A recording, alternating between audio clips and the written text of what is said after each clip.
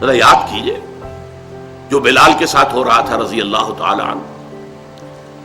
گردن میں، انسان کی گردن کے اندر جیسے کہ کسی جانور کی لاش جو ہے اس کی گردن میں رسی باندھ کر اور اس کو کھینچا جا رہا ہو، اس طریقے سے ایک زندہ انسان کو گردن میں رسی ڈال کر گھسیٹا جا رہا تھا.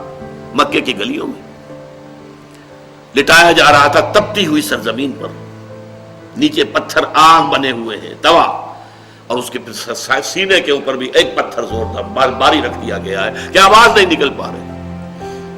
پھر بھی کہہ رہے ہیں احد احد، ایک ہی کو مانتا ہوں، اسی کو مانتا ہوں جس کی گواہی پورے آفاق و انفس سے مجھے مل رہی ہے، اور کسی کو ماننے کے لیے تیار نہیں. خباب بن الارت دیکھتے ہوئے انگارے زمین پر بچھائے گئے.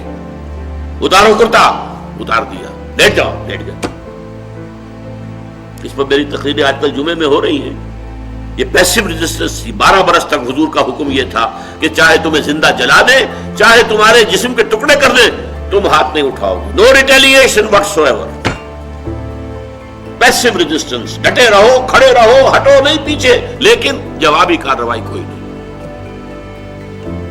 حضرت سمیہ اور حضرت یاسر دونوں کو تو شہید ہی کر دیا، ٹارچر، بدترین ٹارچر کر کے، بدترین ٹارچر.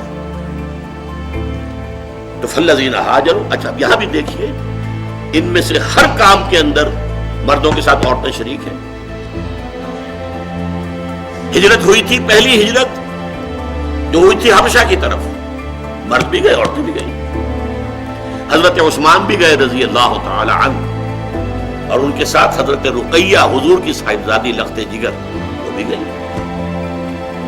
تو ہجرت کرنے میں مرد ہی مرد نہیں تھے، عورتیں بھی تھیں. حضرت ام حبیبہ ابو سفیان کی بیٹی، قریش کے سردار کی، کافر اور مشرک جو اس وقت تک تھا، وہ بھی گئی، ان کے شوہر بھی گئے. ہجرت میں بھی شریک تھی عورتیں. اس ٹارچر میں بھی وضو فی سبیل، اس کے اندر حضرت سمیہ بھی شریک ہے، حضرت یاسر بھی شریک ہے، شوہر بھی ہے، بیوی بھی ہے. دونوں کو ٹارچر بدترین کیا گیا. بلال اور ابو فقیہ کے ساتھ جو کچھ ہوا ہے، خباب بن الارت کے ساتھ وہی زنیرہ اور دوسری جو کنیزیں تھیں، باندیاں تھیں، اور وہ ایمان لے آئی تھی، وہی کچھ ان کے اوپر سے تو ان کے پہاڑ توڑے گئے.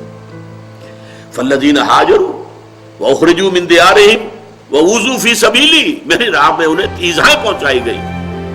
وقاتلوا وقتلوا، آخری مرحلہ جو کہ ہجرت کے بعد شروع ہوا، انہوں نے قتال کیا اللہ کی راہ میں.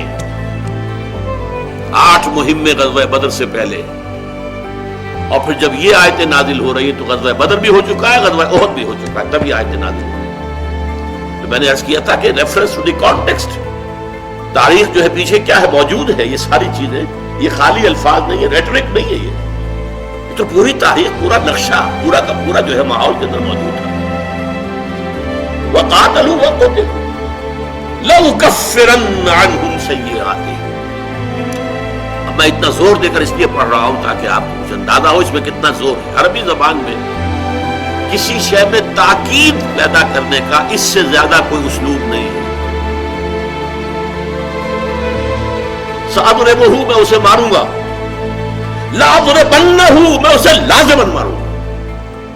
یہ ہے پہلے لام آئے، لام مفتوح، اور آخر میں نون تشدید کے ساتھ. یہاں دونوں الفاظ جو آ رہے ہیں، لأکفرن عنہم سیئاتہم، میں لازماً دور کر دوں گا ان سے ان کی برائیوں کو. یہاں پر میں پہلے بھی بیان کر چکا تھا، آج پھر سن لیجئے. تکفیر سیئات کا کیا مطلب ہے؟ برائیوں کو دور کر دینا. کفارہ کا لفظ میں آپ کو بتا چکا ہوں.